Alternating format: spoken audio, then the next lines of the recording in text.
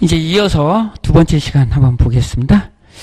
그래서 지금부터요, 우리가 이제 이렇게 보는데, 우리가 지금 보고 있는 게 어떤 거냐면, 근로기준법을 보고 있어요.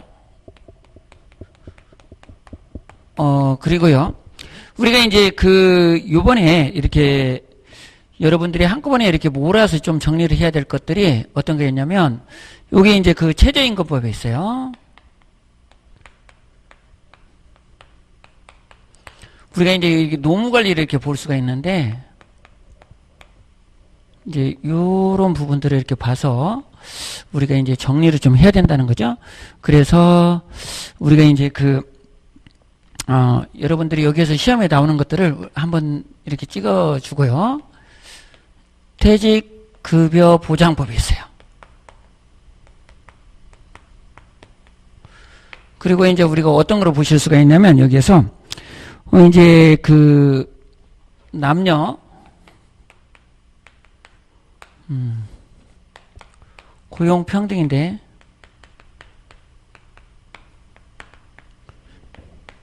일 가정 양립 지원에 관한 법이 있어요. 관한 법.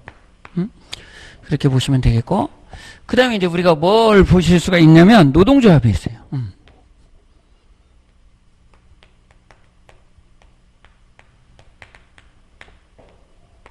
노동쟁의, 조정법.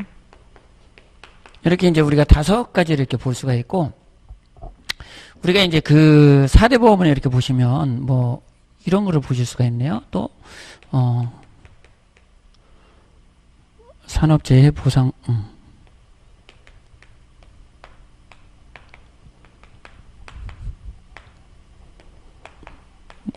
보상법이 있고,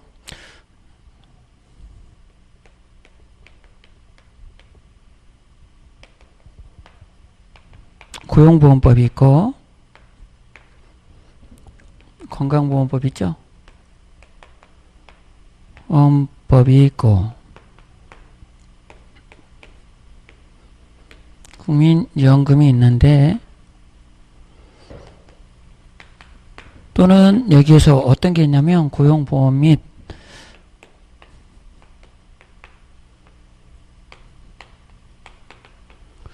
이 산업재해보상 있죠.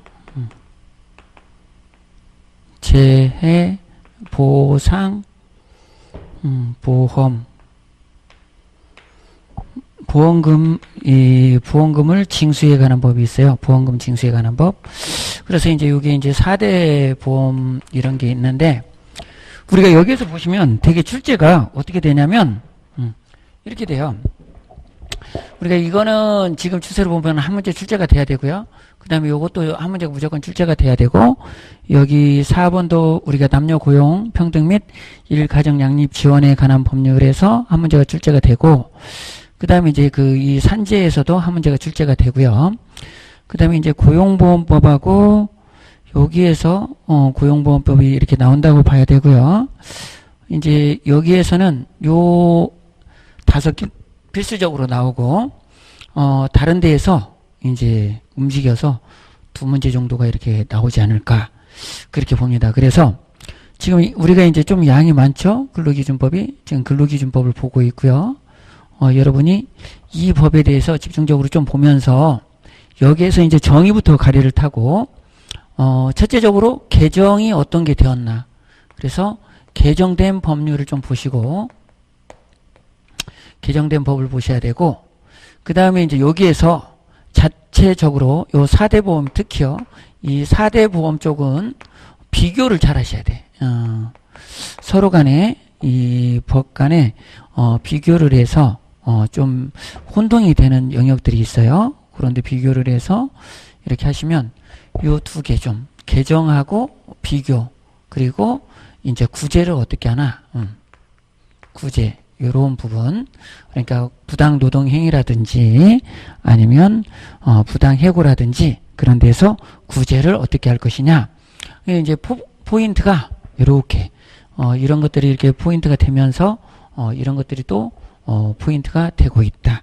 이렇게 보시면 되겠네요. 그러면 지금 우리가 이제 어떤 걸 볼 차례였냐면 경영상의 그 해고에 대해서 이렇게 볼 차례였어요.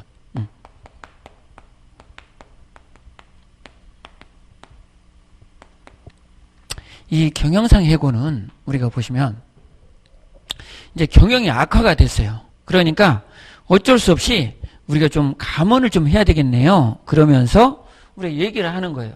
그러니까 이런 경우가 있으면 우리가 이런 이유가 있다. 그러면 먼저 우리가 이렇게 해고를 해야 되겠는데 그러면서 노동조합에 우리가 알리는 거예요. 그래서 노동조합. 그러니까 이 노동조합이라고 하면 아무나가 아니고 그 노동조합 중에서 과반수 이상인 노동조합, 뭐 A, B, C가 있으면 그 과반수 이상 거기 근로자가 과반수 이상 참여한 그런 노동조합에 우리가 이제 상의를 하는 거죠. 그리고 근로자 대표. 이 노동조합이 없는 데는 근로자 대표가 있잖아요. 그러니까 과반수 이상의 동의를 받은 그 근로자 대표한테 우리가 지금 이런 사유로 인해서 해고를 할 수밖에 없는 그런 지경에 이르렀다. 그렇게 얘기해서 여기에서 이제 그 대책을 마련하는 거예요. 그래서 대책을 마련해서 이렇게 해서 우리가 그 뭐 급료를 삭감하더라도 근로자를 줄이지 말고 뭐 이런 식으로 하자 뭐 그런 대책이 나올 수도 있고 아니면 어쩔 수 없이 이제 근로자를 삭감을 해야 되겠는데 그러면 해고 기준을 세워야 될 거 아니에요. 해고 기준을 이제 명확하게 좀 이렇게 세워야 되죠. 누구한테 편중이 되지 않고 누가 봐도 좀 이렇게 이해가 갈 수 있는 그런 것들을 세워서 경영상의 해고를 해야 돼요. 그러면 여기를 보면 우리가 이 노동조합하고 근로자 대표한테 50일 전에 해요. 그러니까 이런 일이 있기 50일 전에 우리가 해고를 해야 된다고 이유를 이렇게 얘기를 하는 거예요. 그랬는데 우리가 거기서 보면 근로자한테는 해고를 했어요, 안 했어요? 그러니까 여기에서 중요한 거는 이거예요, 포인트가. 근로자에게 해고 통지를 해야 된다는 거예요. 이걸 누가 하느냐? 그러면 사용자가 해야 되겠죠.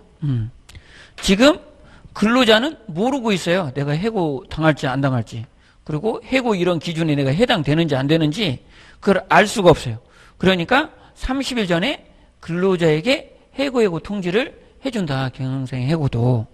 그래서 그거를 보셔야 된다. 이렇게 보시면 되겠어요. 그게 이제 어떻게 보면 경영상 이유로 그 해고를 하게 되는 그 제한인데 그걸 한번 책에서 확인하면요. 1번을 보시면 1번이 작년에 기출됐던 그 지문이에요. 이게 해고 요건이 되겠죠. 사용자가 경영상 이유에 의하여 근로자를 해고하려면 긴박한 경영상의 필요가 있어야 한다. 이 경우 경영상 악화를 방지하기 위한 사업의 양도, 인수, 합병, 긴박한 경영상의 필요가 있는 것으로 본다. 이렇게 돼 있죠.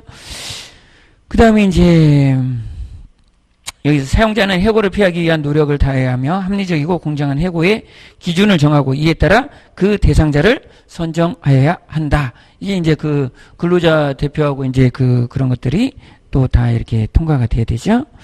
그래서 사용자는 해고를 피하기 위한 방법과 해고 기준 등에 관하여 그 사업장에 근로자 과반수로 조직된 노동조합이 있는 경우에는 그 노동조합, 없는 경우에는 근로자 대표,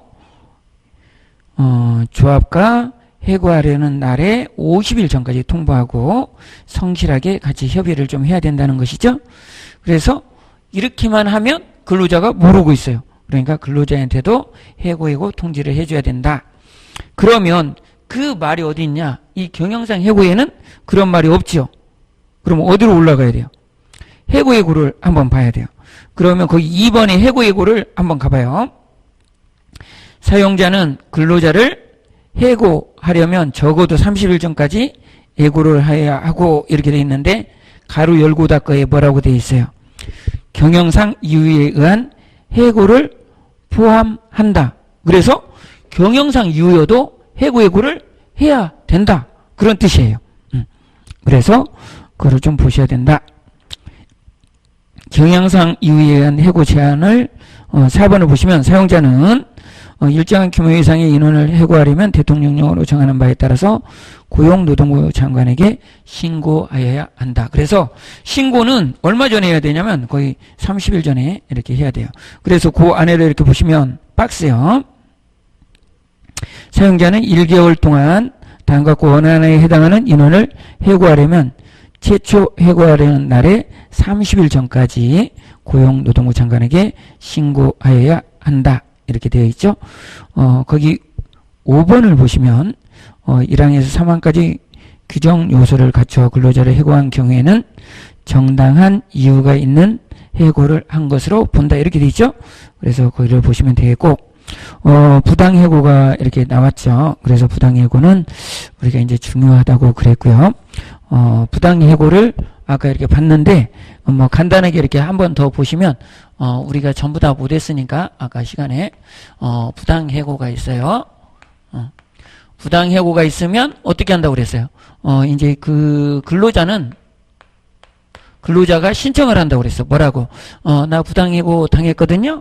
그리고 이렇게 신고를 하면, 이게 신고를 노동위원회에 이렇게 한다고 그랬죠? 노동위원회는 신문 절차를 거쳐서 이게 진짜 부당해고인지 아닌지 우리가 이렇게 한다고 확인을 해본다고 그랬어요. 그래서 우리가 이제 그 구제명령을 내리는 거죠. 이제 이게 부당해고야 그러면 구제명령을 내리는 거고, 이게 부당해고가 아니다고 생각이 되면 기각결정을 하는 거죠. 그래서 구제명령을 이렇게 내린다. 그리고 기각결정을 한다. 이거는 이제 근로자가 네가 그렇게 부당해고라고 얘기하는 것은 어거지다. 이렇게 얘기를 하는 거죠.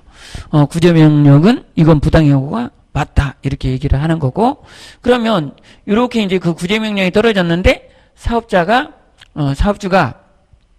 이거 구제명령은 부당해요. 그러고 재심 신청을 하죠. 그럼 재심 신청은 어디에 한다? 중앙노동위원회에 한다.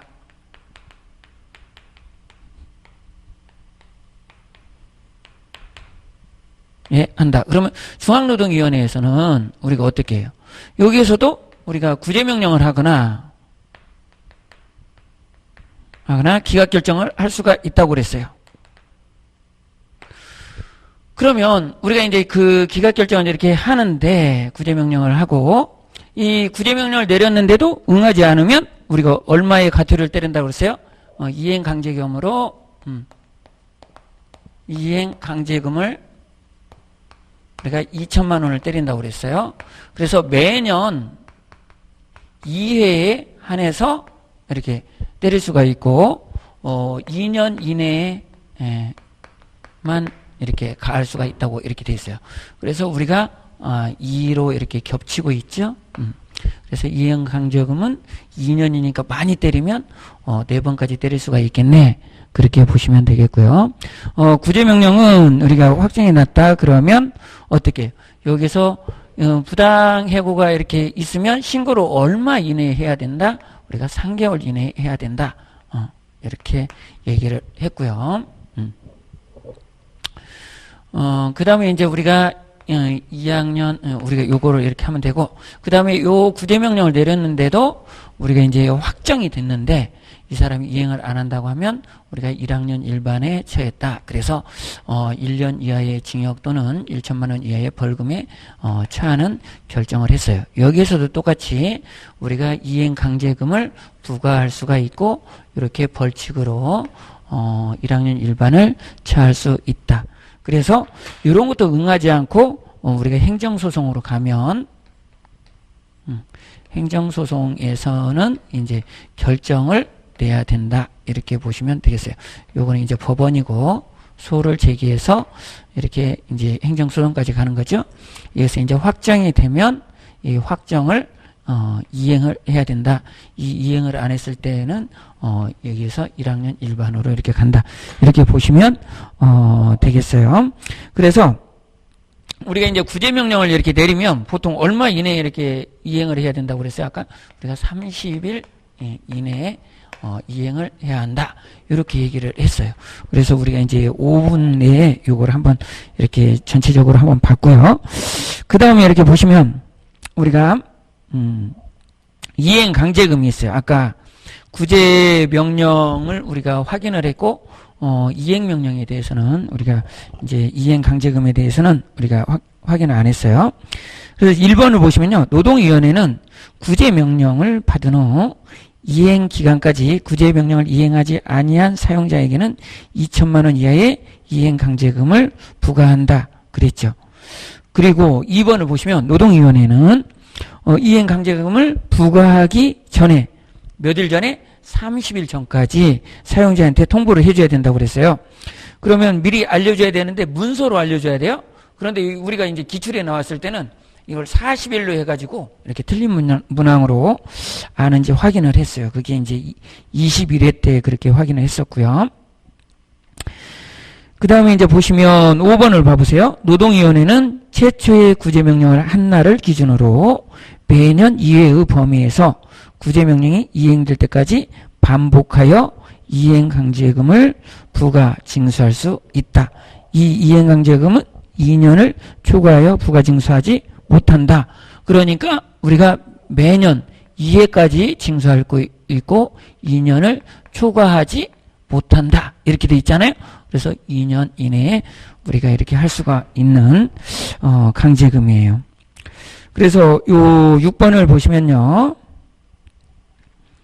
노동위원회는 구제명령을 받은 자가 구제명령을 이행하려면 새로운 이행강제금을 부과하지 아니하되 기존에 이 사람이 이행을 했어요. 이제 그랬는데 여기서 1회차는 나갔고 2회차 나가려고 하니까 여기서 이행을 해버렸어. 그러면 이 2회차는 안 내도 되지만 이걸 보니까 이것도 안 냈네. 그러면 이제 이때 뭐 여기에서 빠진 게 있다면 그거까지는 무조건 내야 된다. 그런 얘기예요. 그래서 구제명령 이해하기 전에 이미 부과된 이행강제금은 징수해야 한다. 이렇게 되어 있죠. 그러니까 이것도 표현이 징수하지 아니하여도 된다. 이렇게 돼서 틀린 문항으로 기출이 됐던 그런 문항이에요. 그래서 이제 8번을 보시면 근로자는 구제명령을 받은 사용자가 이행기간까지 구제명령을 이행하지 아니하면 이행기간이 지난 때부터 15일 이내로 그 사실을 노동위원회에 알려줄 수 있다. 그러니까 근로자는 이렇게 구제명령을 받았어요. 그랬는데 구제명령을 해줄 줄 알았는데 15일 이내에 이 사람이 그 사업주가 이행을 안 해. 그러면 이렇게 노동위원회에 알려줄 수가 있다 이거죠. 이게 이제 15일이 경과했는데도 뭐 이렇게 이행을 안 하면 이렇게 노동위원회에 이렇게 알려주어서 구제명령을 못 받고 있다 이렇게 얘기를 하는 것이죠. 그렇게 보면 되겠고요. 그 다음에 이제 우리가 평균 임금하고 우리가 통상 임금을 이렇게 볼 수가 있겠네요. 그럼 우리가 이제 임금을 보면요. 임금이 있는데 이 임금에는 평균 임금이 있고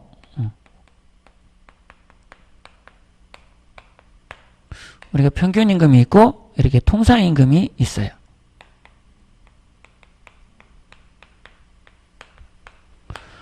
우리가 보시면 이제 평균 임금은 어떤 거냐면 이거잖아요. 우리가 이렇게 보시면 내가 여기에서 결정을 해요. 나 여기서 퇴직해야 되겠어. 퇴직 결정일이에요. 그러면 퇴직을 결정했다면 여기에서 우리가 이렇게 소급해서 3개월 3개월 동안에 이 일수 그러니까 요 3개월 동안에 받은 금액의 총액 나누기 뭐예요? 3개월 동안의 일수죠. 일수가 90일이 될 수도 있고 뭐 이제 그 89일이 될 수도 있고 91일이 될 수도 있고 뭐 이렇게 되죠. 그리고 2월을 띄고 가면 뭐 이제 88일도 될 수 있고 뭐 그러겠죠. 그러니까 여기에서 나누는 숫자가 적으면 어떻게 돼? 이 금액이 커지겠죠. 퇴직금이. 그래서 그걸로 이제 그 퇴직 연수 내가 뭐 5년 근무를 했다. 그러면 요 나오는 금액에 5를 곱하면 내가 받을 퇴직금이 되겠죠. 그래서 이 평균임금은 어떤 거예요? 내가 3개월 동안에 총 금액을 우리가 그 일수로 나눈 금액, 그러니까 그게 바로 평균임금이다 이렇게 보시면 되겠어요. 그래서 평균임금은 여기서 보시다시피 숫자가 이렇게 바뀔 수도 있고 내가 또 돈을 많이 벌 수도 있고 조금 벌 수도 있어요. 그래서 요거는 좀 변동이 좀 되는 금액이죠. 기간에 따라서 변동이 가능한 금액이에요.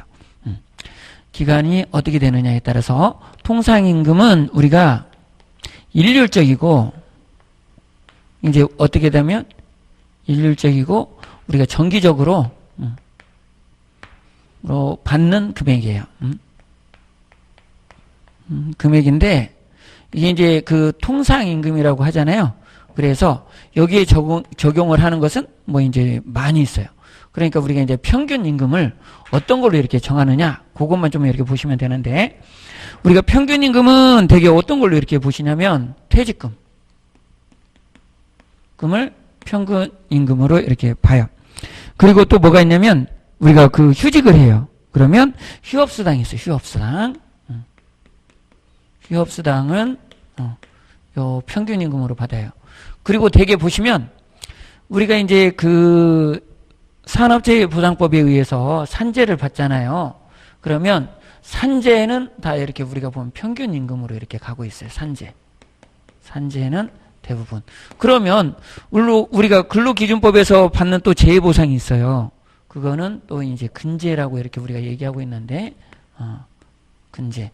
그래서 요 근재 이런 것들은 우리가 평균임금에 의해서 이렇게 받고 있다. 이렇게 보시면 되겠네요. 그러면 그 나머지 것들은 우리가 일단 모른다. 그러면 다 통상임금에 이렇게 몰아넣으면 돼요. 그래서 이제 여러분들이 문제를 해결해 가면 되고 우선 우리 시험에 출제되는 것들은 요것들 이것만 확실하게 기억을 하면 되고 여기에서도 우리가 대개는 이렇게 근로기준법에도 적용을 하지만 대개 산재로 다 처리를 해요. 근로기준법에 대한 그 재해보상이 있지만 왜 그러냐면 그게 이제 국가에서 이거를 대주고 있잖아요. 그러니까 그런 데 대해서 이렇게 되고 있는 거예요. 그러니까 대개는 이렇게 되죠. 이제 우리가 사업을 하는 사람들이 떨잖아. 사업을 하고 있어요. 그러면 내가 사업주인데 사업주는 이제 근로자를 일을 시키잖아요. 그럼 공사 현장이야. 그러면 이 공사 현장에서 봐봐요. 높은 건물에서 일하다가 이렇게 추락사하는 경우도 많이 있잖아요. 그러거나 이게 이제 붕괴돼 가지고 뭐 요즘에는 이제 그 건설 기술이 좋아서 이런 것들이 적지만 예전에는 뭐 이런 경우도 많잖아요. 건물을 짓다가 이게 무너져서 여기 있던 근로자들이 뭐 이렇게 깔려 이게 죽거나 이제 그런 경우가 생기면 이 사업자는 불안하잖아요. 지금 사업주는 어떻게 항상 돈을 이렇게 준비하고 있어야 돼. 언제 이게 나면 이게 이제 요 처리를 하기 위해서. 그러니까 이 사업주가 이렇게 떨면서 계속 이렇게 보내는 기간을 그러니까 안전하잖아요. 그렇게 하는 것을 뭐라고 그러냐면 국가에서 네가 그렇게 그 조바심을 안 가져도 되게끔 여기에서 우리가 이런 제도를 하나 냈다. 그 제도가 뭐냐? 그러면 우리가 보험이다. 근데 그 보험이 뭐냐? 그러면 산재다. 그래서 이 산재에 가입하면 너는 이런 고민으로서 면탈을 할 수가 있다. 보험료만 열심히 내라. 이런 거예요. 그러니까 이 사업주가 어떻게 하겠어요? 지금 근제로 처리하지 않고 어떻게? 산재로 가야 되겠네. 내가. 이 근제로 가면 내가 얼마를 보관하고 있고 어떻게 걱정을 많이 하고 있고 그렇게 하지 않고 그래서 산업재해보상법을 이렇게 따라서 거기에 보험을 가입해서 산재로 처리를 하겠죠. 이 사업주가. 그러니까 우리 시험에는 되게 어떤 거를 이용하는데 산재를 이용하니까 시험에도 산재가 출제가 되고 있다. 이렇게 보시면 되겠어요. 그래서 우리 이제 시험 포인트도 여러분이 정확히 알면서 공부를 하면 공부량이 줄어들 수 있다. 이렇게 볼 수가 있겠어요. 그러면 여기에서 이제 그 평균임금을 한번 봐봐요. 우리가 평균 임금이란 산정하여야 할 사유가 발생한 날 이전의 3개월 동안에 그 근로자에게 지급된 임금 총액을 그 기간의 총 일수로 나눈 금액을 말한다. 지금까지 다 설명했던 그런 내용들이죠. 그 다음에 보시면 다만 산출된 금액이 이 근로자의 통상임금보다 적으면 그 통상임금을 평균임금으로 한다. 이해가 좀 돼요? 다만 산출된 금액이 그 근로자의 통상임금보다 적으면 그 통상임금을 평균임금으로 한다. 봐봐요. 이런 뜻이 거기에는 있어요. 그러니까 지금 이렇게 일률적이고 정기적으로 되는 금액이 뭐예요? 통상임금이죠. 통상임금인데 여기에서 이런 거를 봐봐요. 여기서 이렇게 되는, 내가 예를 들어서 영업을 하는 사람이거나 뭐 내가 이제 차를 파는 사람이거나 뭐 그렇다고 한다면 어느 지점에서는 내가 이렇게 차를 못 팔아서 통상임금보다 조금 받는 때가 있고 어느 때는 또 이렇게 경기가 좋아서 더 받는 때가 있고 못 받는 때가 있단 말이에요.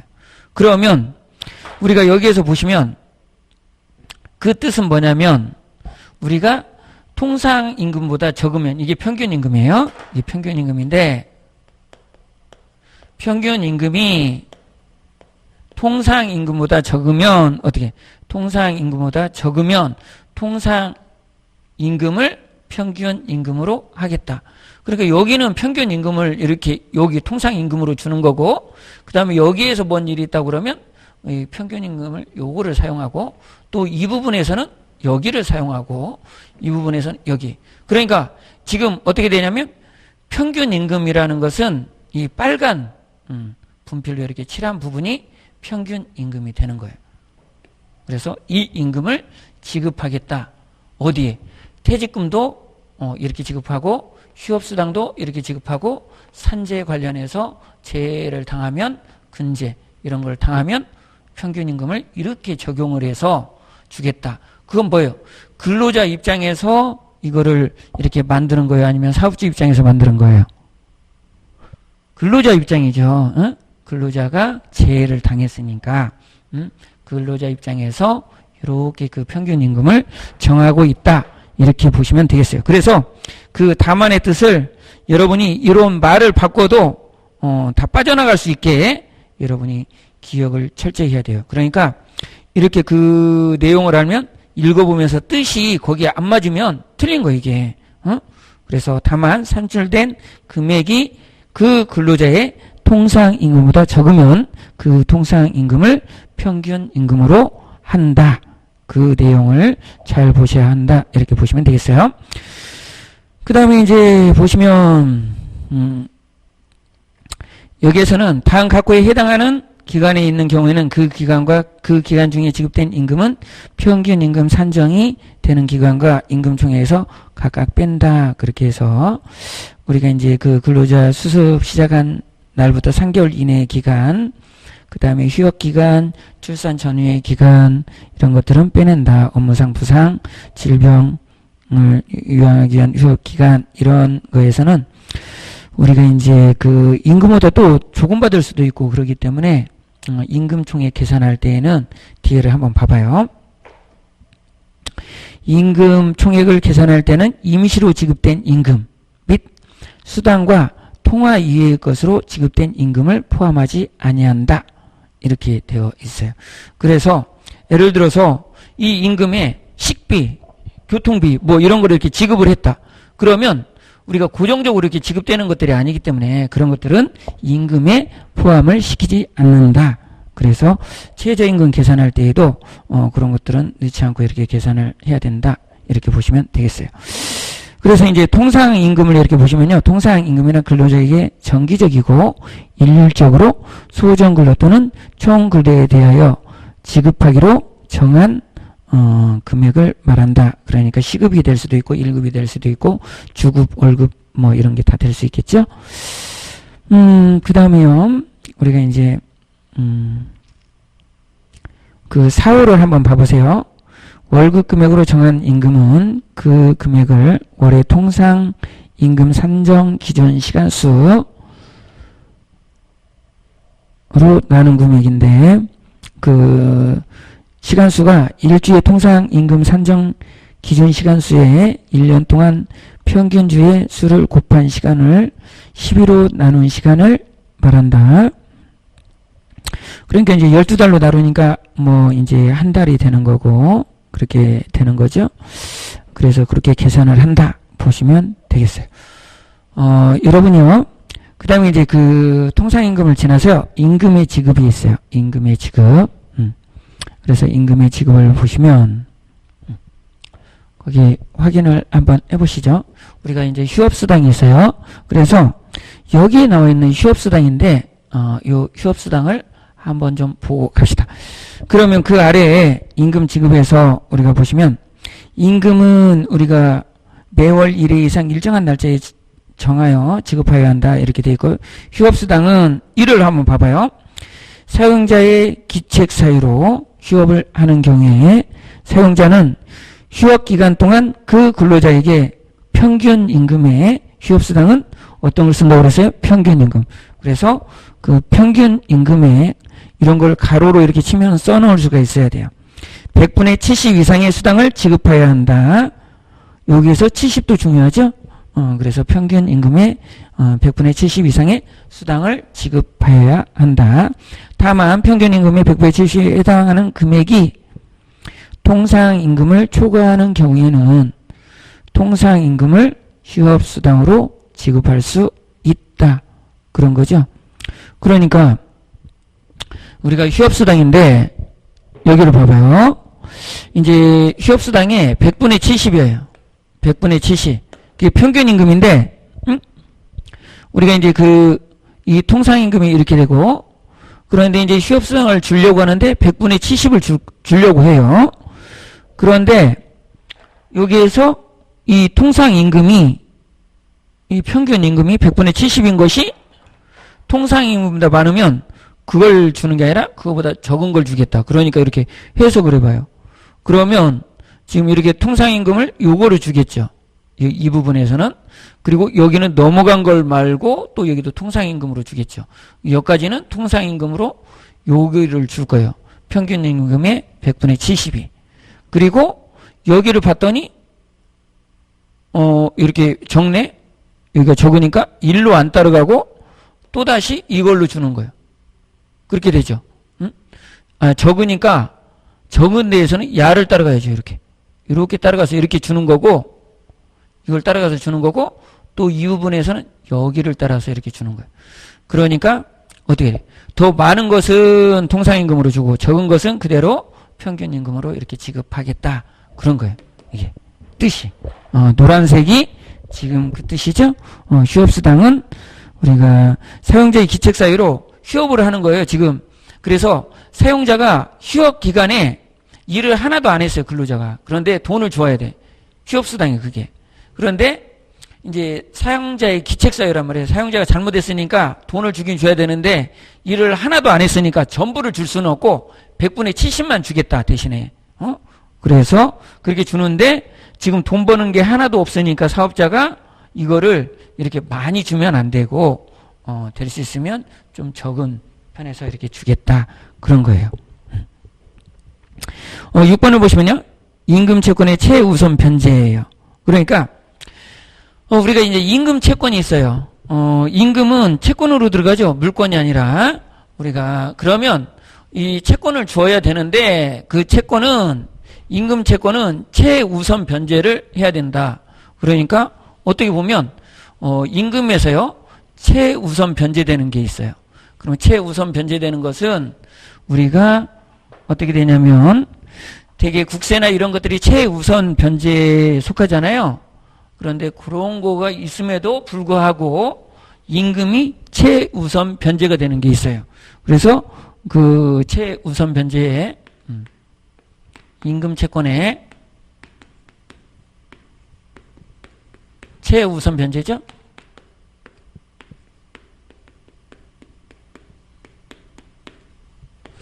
그래서 임금 채권의 최우선 변제인데 그럼 어떤 거를 최우선해서 줄 거냐 그랬더니 이런 것들은 임금의 3개월 그러니까 그 최종적으로 내가 그만두게 된 때에 3개월 그 이내 받았던 퇴직금 또는 거기에서 급여 이런 것들은 최우선 변제를 해주겠다. 그러니까 퇴직금이니까 3회차니까 이건 3년 거가 되겠죠. 그거를 우선 변제를 할 수 있다. 그러니까 요거는 우리가 보면 조세나 이런 거에 앞서서 최우선 변제가 되는 거예요. 그러니까 이제 여기에서 보시면 1번에 보면 그런 말들이 줄줄 이렇게 나와 있고 이 2항을 보시면 1항에도 불구하고 다음 각 구의 어느 하나에 해당하는 채권은 사용자의 총 재산에 대하여 질권, 저당권, 동산, 채권 등의 담보에 관한 법률에 따른 담보권 그래서 따라 담보된 채권, 조세, 공과금 및 다른 채권에 우선하여 변제되어야 한다. 그래서 최종 3개월분의 임금이에요. 그래서 그 임금 속에는 요 퇴직금이 들어가고 그 다음에 우리가 두 가지가 있는데 재해보상금도 그렇게 된다. 이 재해보상금이라는 이런 거잖아요. 내가 일을 하다 업무상 잘못해서 이제 뭐 질병을 얻었거나 부상을 얻어서 예를 들어서 팔 하나를 잃었어요. 그러면 내가 팔 하나를 잃었는데 이 재해보상금을 요 다른 게 먼저 가져간다 그러면 되겠어요? 지금 그것 때문에 내가 이제 다른 일을 못 하면서 어떻게 보면 이제 장애로 해서 장애급여를 받아야 되는데 그런 장애급여를 싹 가져간다 그러면 안 되죠. 그래서 최우선 변제에 이렇게 항목에 들어가는 거예요. 그 다음에 임금 채권의 소멸시효가 있죠. 임금 채권의 소멸시효. 이 임금 채권은 얼마 안 가져가면 이게 소멸된다? 3년. 그러니까 3년간 찾아가지 않으면 소멸된다. 그래서 3년 이내에 청구를 해서 내가 받아야 된다 이렇게 보시면 되겠어요. 체불사업주의 명단 공개가 있어요. 그러니까 우리가 지금 하나도 빼놓고 갈 수가 없는 것이 우리가 이게 이제 최종 점검 우리가 기초 강의, 기본 강의 우리가 최종 점검 이제 요 최종 이렇게 해서 강의를 우리가 다 아우러서 이렇게 강의를 하는 거기 때문에 우리가 좀 깊게 이렇게 가야 되잖아요. 그래서 체불사업주의 그 명단 공개가 이렇게 있어요. 그러면 여기는 체불사업주라는 건 뭐예요? 임금 안 주고 버티는 그런 사업주들이 있죠. 그런 사람들에 대해서 우리가 어떻게 그 벌칙을 크게 주기가 좀 힘드니까 명단을 공개하겠다 이런 거예요. 그래서 그 명단 공개를 보시면 요건 이제 숫자만 좀 중요시해서 여러분 보시면 돼요. 고용노동부 장관은 임금, 보상금, 수당 그 밖에 일체 금품을 지급하지 아니한 사업주 그래서 사업주가 명단 공개 기준일 이전 3년 이내에 임금 등을 체불하여 2회 이상 유죄 확정된 자로서 명단 공개 기준일 이전 1년 이내에 임금 등의 체불 총액이 3천만 원 이상인 경우에 그 인적사항을 공개할 수 있다. 그래서 이렇게 보시면 지금까지 본 게 어떤 거냐면요. 이렇게 했어요. 체불 임금인데 임금 자, 그 공개잖아요. 사업주의 공개인데 명단 공개. 그러면 이 체불사업주의 명단 공개는 어떻게 지금 얘기가 되고 있냐면 3이 첫째에 나왔어요. 그 다음에 2가 나왔어. 그리고 1이 나왔고 지금 뭐까지 나왔냐면 3이 하나 이렇게 나왔어요. 그래서 우리가 이 사업주의 명단 공개는 전화번호로 이렇게 암기를 하면 돼요. 그래서 3219에 3333이에요. 3이 4개. 이렇게 해서 여기 나오면 이렇게 보시면 되는데 그걸 확인하면 그래요. 3천만 원 이상인 경우에 그 인적사항을 공개할 수 있다. 여기까지 봤고요. 우리가 2번을 보시면 노동고용부 장관은 명단 공개를 할 경우에 체불사업주에게 3개월 이상의 기간을 정하여 소명의 기회를 주어야 한다. 그래서 3개월 이상의 소명의 기회를 주고 그 다음에 어떤 게 있냐면요. 그 박스 안으로 가봐요. 명단 공개 내용 기간 등. 그래서 우리가 명단 공개 기준일 이전 3년간의 임금 등의 체불액. 그래서 여기도 3이에요. 그리고 2항을 보시면 1항에 따른 공개는 간부에 싣거나 인터넷 홈페이지, 관할 지방 노동관서 게시판 또는 그 밖에 열람이 가능한 공공장소에 3년간 게시하는 방법으로 한다. 그래서 요거를 이 명단 공개를 얼마 한다고요? 3년간 공개를 하는 거예요. 이게 바로 체불 임금 사업주 명단 공개예요. 그러니까 이렇게 이제 공개를 해서 그 사람이 사회 위신을 하락시키겠다. 그런 거죠. 그래서 여러분이 그것까지 좀 보시고요. 근로시간이 있습니다. 법정 근로시간이 있고요. 우리가 근로시간은 어떻게 돼요? 법정 근로시간은 뭐 우리가 간단하죠. 법정 근로시간은 1일 8시간, 일주에 몇 시간? 40시간. 그런데 우리가 계산할 때는 48시간 계산하죠. 그러니까 우리가 이제 그 근로시간 임금 그래서 이제 우리가 근로시간을 보면 근로시간은 1일에 얼마라고요? 8시간, 일주에 40시간. 그래서 우리가 이제 요거를 48시간 계산하는 것은 공휴일 하루를 우리가 이제 그 유료로 우리가 유급으로 이렇게 계산을 하니까 48시간이 나오는 거죠. 그래서 요 보시면 이제 우리가 어떤 게 있냐면 연장, 야간, 휴일 근로수당이 있어요.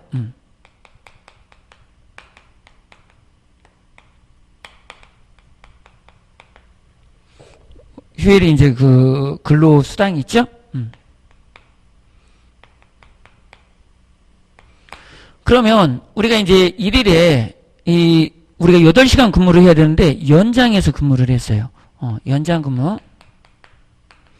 연장 근무를 하면 어떻게 해줘요?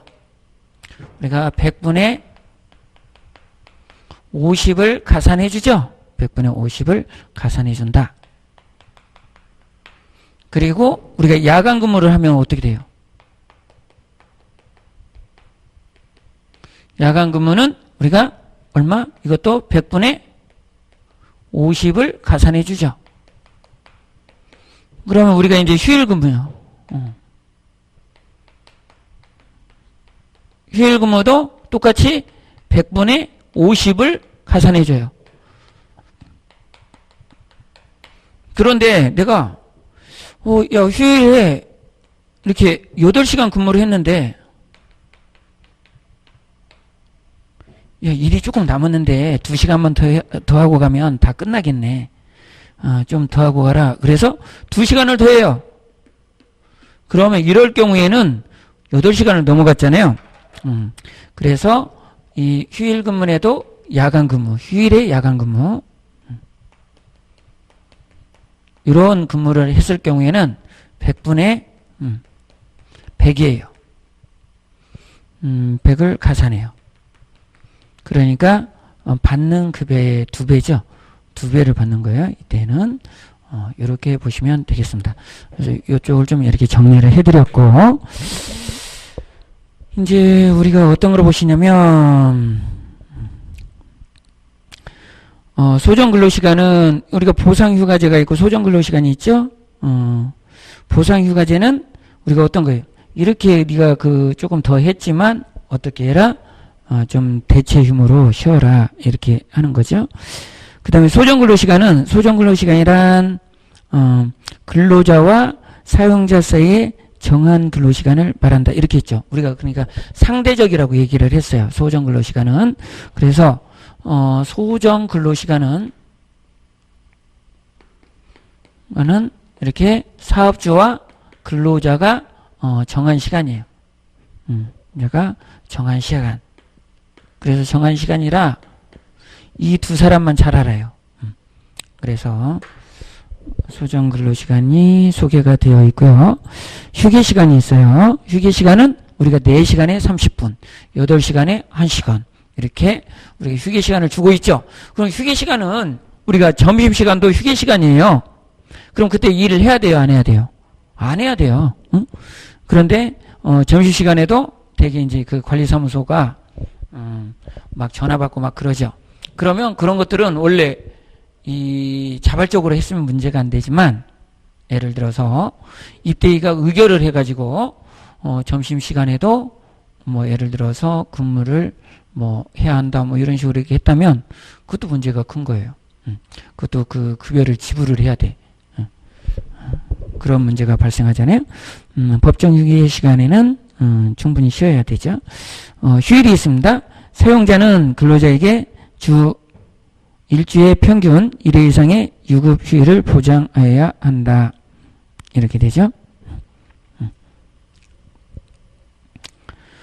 그래서 48시간이 된다고 그랬어요. 휴가, 연차 유급 휴가가 있어요. 연차는 우리가 이렇게 볼 수가 있죠. 연차는 어떻게 돼요? 우리가 그 1년에 80% 이상 우리가 근무를 하게 되면, 이 사람이 출근을 하게 되면 몇 개가 발생해요? 15개가 이렇게 발생하게 되죠. 그래서 우리가 이제 그 매월 이 사람이 만근 시에는 또 어떻게 해야 돼? 하루를 쉴 수 있도록 이렇게 해줘야 되죠. 그래서 그것까지 합하면 이 사람이 1년에 총 25개인데 어떻게 하라는 거예요? 무조건 의무적으로 11회에 대해서는 무조건 쉬는 걸로 이렇게 하고 있죠. 그리고 지금 이제 이 15개도 쉬어야 돼. 이제 쉬어야 하고요. 원래는 다 쉬어야 되지만 이제 어쩔 수 없이 못 쉬면 이제 금전으로 환원을 해주기도 하고, 이제 그 사업주는 6개월 전에 이렇게 얘기를 하는 거예요. 또 연차를 지금부터 우리 직원들 다 쉬세요. 이렇게 그 통보를 하고 일정을 잡아서 보고를 하세요. 그렇게 뭐 한다든지, 또 2개월 전에 지금도 연차 안 간 사람이 있고 연차를 활용해서 사용하세요. 그랬는데 이 근로자가 그때까지도 사용을 안 하면 어떻게 하겠다 이거예요. 연차에 대해서.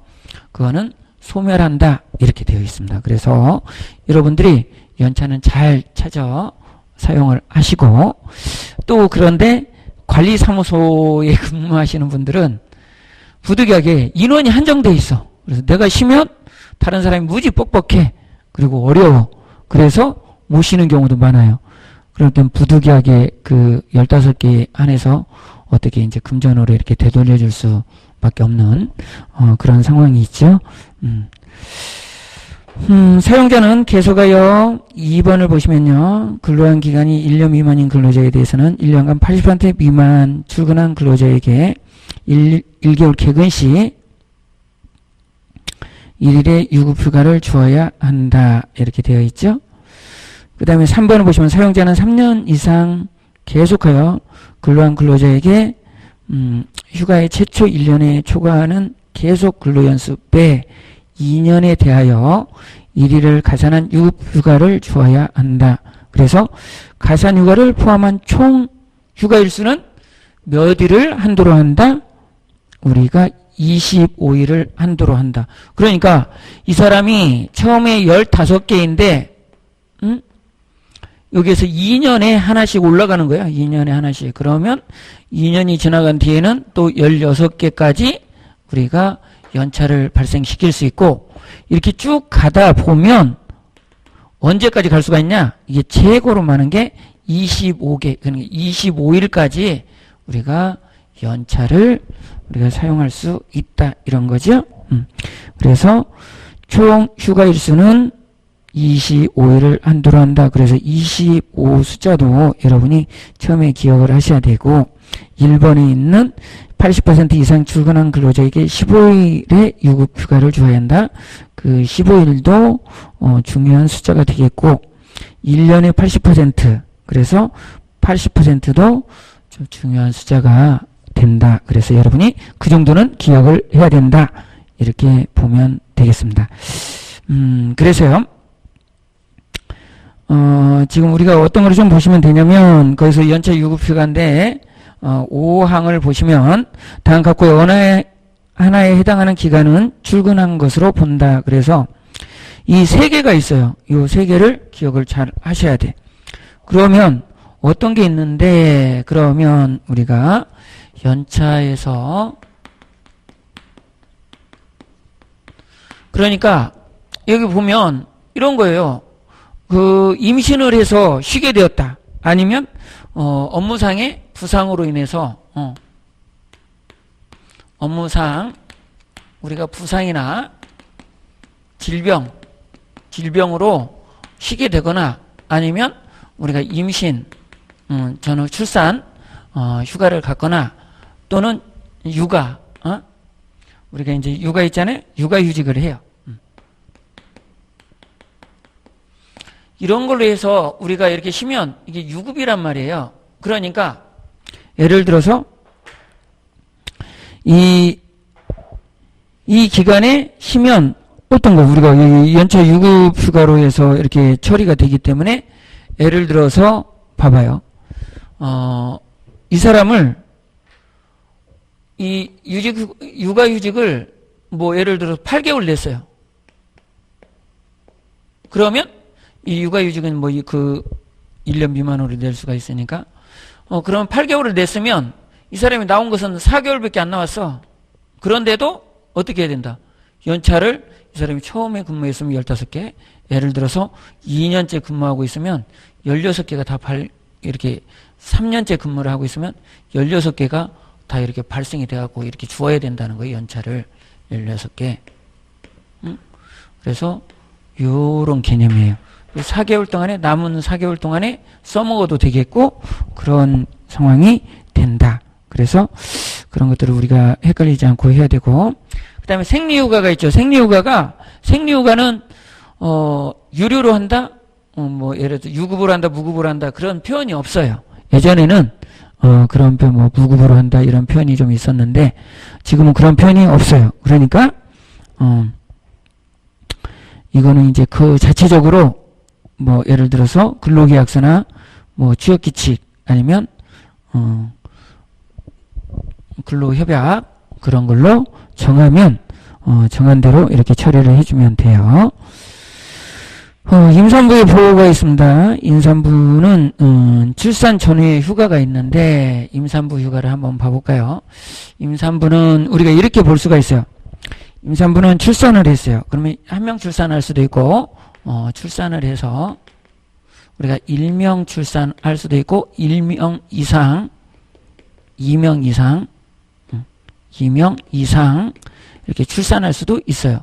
그럼 이렇게 출산을 했다면 우리가 이제 먼저 우리가 휴가 기간이 있어요. 그래서 기간은 얼마큼 우리가 쉴 수가 있냐면 우리가 90일 1명 이렇게 출산하면 90일을 이렇게 쉴 수가 있고 2명 이상 출산하면 우리가 120일을 이렇게 줘요. 출산 휴가를. 그리고 우리가 유급은 얼마냐? 그러면 여기에서 유급으로 이렇게 이제 처리를 해주는 것은 이 90일 쉬면 우리가 60일이고 60일은 유급으로 해주겠다. 그리고 75일은 우리가 2명 이상 출산하면 유급으로 해주겠다. 이렇게 보시면 되겠어요.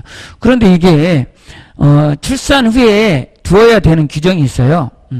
출산 후에 이 정도는 꼭 쉬게 이렇게 만들어야 된다.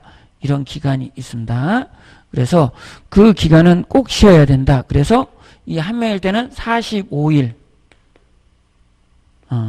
이렇게 이상 쉬게 해야 되고 뒤에 출산 후로 이 휴일을 90일을 이렇게 맞춰야 돼요.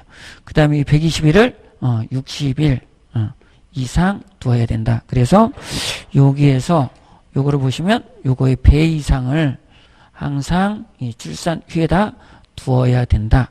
이렇게 보시면 되겠어요.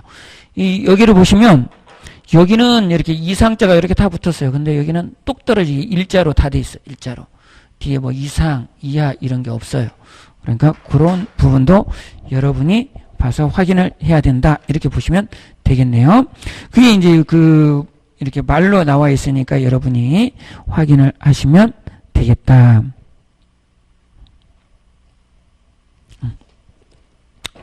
그러면 여기까지 좀 보고요. 재해보상이 있어요. 재해보상이 있는데, 우리가 이제 그 재해보상은 우리가 휴업보상, 요양보상, 일시보상, 분할보상, 장의비, 유족보상, 장애보상 이런 것들이 있는데 거기를 보시면 이 휴업보상도 1번에 그 중간을 보시면 평균임금의 100분의 60의 휴업보상을 해야 한다. 이게 이제 그 재해보상이잖아요. 이게 그 근로기준법의 재해보상이요. 그래서 근재에는 시험 출제에 잘 안 나온다고 그랬죠. 더 산재가 나온다고 그랬잖아요. 그래서 우리가 이제 그 산재에서 더 정확히 보시고 시간이 나시는 분은 뭐 이렇게 근재를 좀 보셔도 되는데 될 수 있으면 산재 쪽에서 여러분이 확실하게 잡는 게 좋다. 이렇게 말씀을 드리고 그 141페이지에 6번을 보면 소멸시효가 있어요. 재해보상 청구권은 3년간 행사하지 아니하면 소멸시효로 우리가 소멸한다. 그렇게 보시면 되겠고, 그 뒤에 이제 그 취업규칙이 나와 있죠? 10명 이상의 근로자를, 사용하는 사업장에서는 취업규칙을 만들어야 된다. 이렇게 되어 있어요. 그래서, 그걸 좀 보실 수가 있고, 여기까지 보면 우리가 근로기준법을, 정리했다고 볼 수가 있겠네요. 그래서 다음에, 최저임금법을 들어가겠습니다. 여러분 수고하셨습니다.